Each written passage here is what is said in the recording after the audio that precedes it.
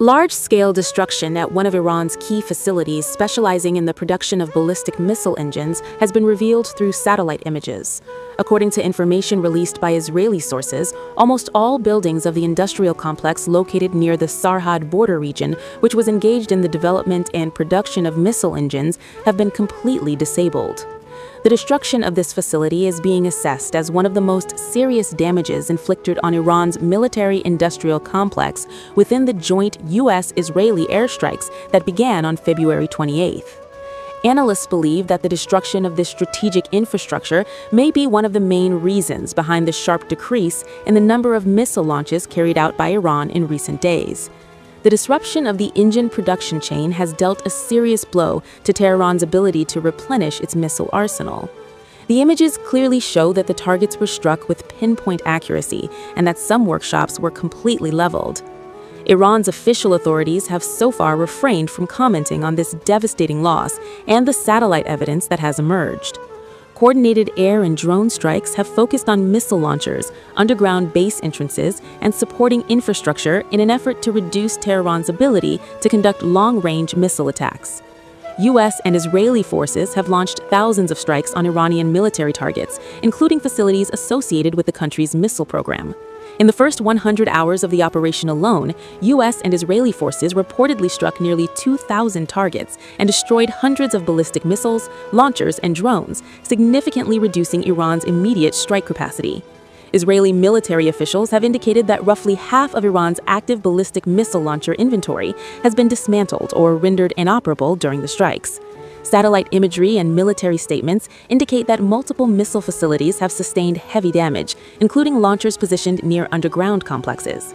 Officials involved in the campaign have stated that degrading Iran's ballistic missile network is a central objective of ongoing operations. According to military estimates reported in recent coverage, a large portion of Iran's missile launch capacity has been neutralized during the strikes, contributing to a sharp decline in missile launches and drone attacks from Iranian territory. Defense analysts say that destroying launch systems and related infrastructure near operational zones, such as the Sarhad area, can significantly complicate Iran's ability to coordinate missile launches, relocate launchers, or sustain repeated strike operations. Targeting these systems is therefore seen as a key measure aimed at weakening Iran's long-range strike capability and reducing the threat posed by its ballistic missile arsenal.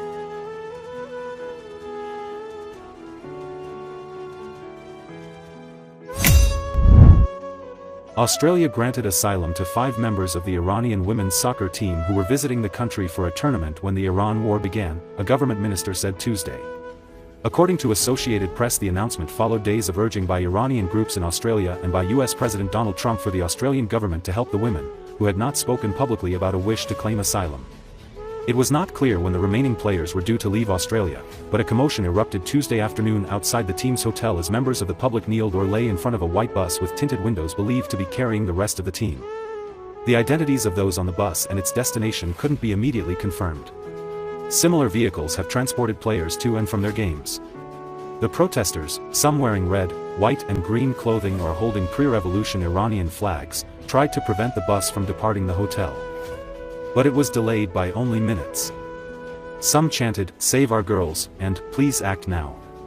The team drew widespread speculation and news coverage in Australia when players didn't sing the Iranian anthem before their first match. Early Tuesday, Australian federal police officers transported 5 of the women from their hotel in Gold Coast, Australia, to a safe location after they made asylum requests. There, they met with Home Affairs Minister Tony Burke and the processing of their humanitarian visas was finalized, the minister told reporters in Brisbane hours later. The women granted asylum were happy for their names and pictures to be published, he said. Burke added that the players wanted to make clear that they were not political activists. The Iranian team arrived in Australia for the Women's Asian Cup last month, before the Iran war began on February 28. The team was knocked out of the tournament over the weekend and faced the prospect of returning to a country under bombardment.